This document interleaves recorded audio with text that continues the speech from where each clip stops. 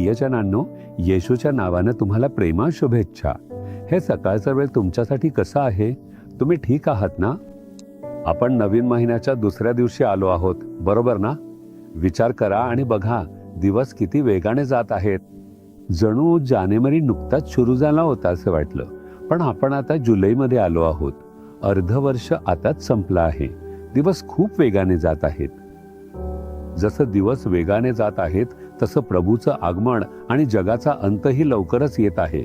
हे आपल्याला लक्षात ठेवायलाच हवं. आपण नेहमी लक्षात ठेवायला हवं की आपलं जीवनाचं प्रवासही शेवटाकडेच चालला आहे. पण जो येशू शेवटपर्यंत आपल्यासोबत असेल, तो म्हणतो, माझा हात धर आणि चाल, मी तुला मार्गदर्शन करीन. त्याच्यासोबत चालणं ही किती मोठी विशेषाधिकाराची गोष्ट आहे. तो आपल्याशी बोलतो, आपल्याला दिलासा देतो, बळ देतो आणि शिकवतो. किती मोठा विशेषाधिकार आहे हे. तर तुम्ही आज तुमच्यासाठी देवाचं वचन ऐकायला उत्सुक आहात का? स्तोत्रसंहिता 37 वचन 19 मध्ये प्रभू म्हणतो, ते विपत्काली लज्जित होणार नाहीत, ते दुष्काळाच्या दिवसात तृप्त राहतील. प्रभू हे तुम्हाला सांगत आहे, वाईट काळात तुला लाज वाटणार नाही आणि दुष्काळाच्या दिवसात तुला समाधान मिळेल. वाईट काळात मी तुला लाज वाटू देणार नाही. जरी दुष्काळाचे दिवस वाटत असले तरी मी तुला तुझ्या समाधानापर्यंत आशीर्वाद देईन, असं प्रभू म्हणतो. कदाचित तू आता वाईट काळात असशील. काही वाईट किंवा धोकादायक परिस्थिती तुझ्या कुटुंबाच्या, कामाच्या, व्यवसायाच्या किंवा आरोग्याच्या बाबतीत आली असेल. प्रभू म्हणतो, तुला लाज वाटणार नाही? वाईट काळातही मी तुझ्यासोबत नसेन का? मी असताना मी तुला कसा सोडून देईन? मी तुला लाज वाटू देणार नाही. म्हणून धैर्याने राहा. प्रभू हे तुला सांगतो. तू आज एखाद्या धोकादायक परिस्थितीला सामोरा जात आहेस का? तुला असं वाटतंय का की माझी लाज होईल का? सगळं काही संपेल का? नाही, तो तुला लाज वाटू देणार नाही.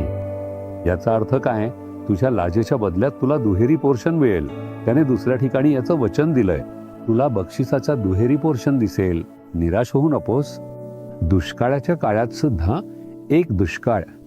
आपण आपल्या परिस्थितीकडे पाहिलं तर असं वाटू शकतं की आजूबाजूला दुष्काळ आहे. जेव्हा दुष्काळ येतो तेव्हा संपूर्ण देश प्रभावित होतो.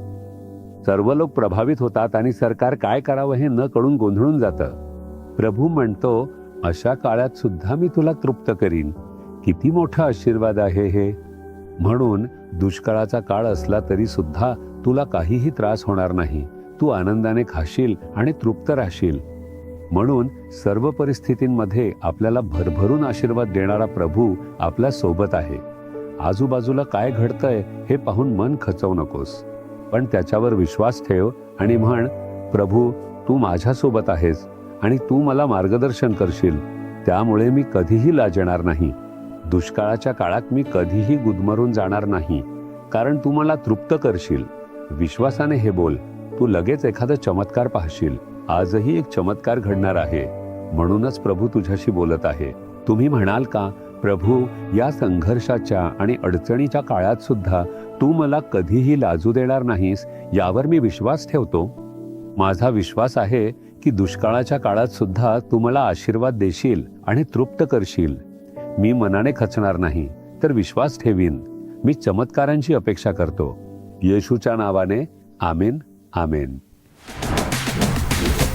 जीसस रिडीम्ड मराठी ह्या यूट्यूब चॅनेलला सबस्क्राईब करा. सबस्क्राईब बटनावर क्लिक करा आणि बेल चिन्हावरही क्लिक करा. दररोजच्या नवीन कार्यक्रमांची माहिती मिळवा.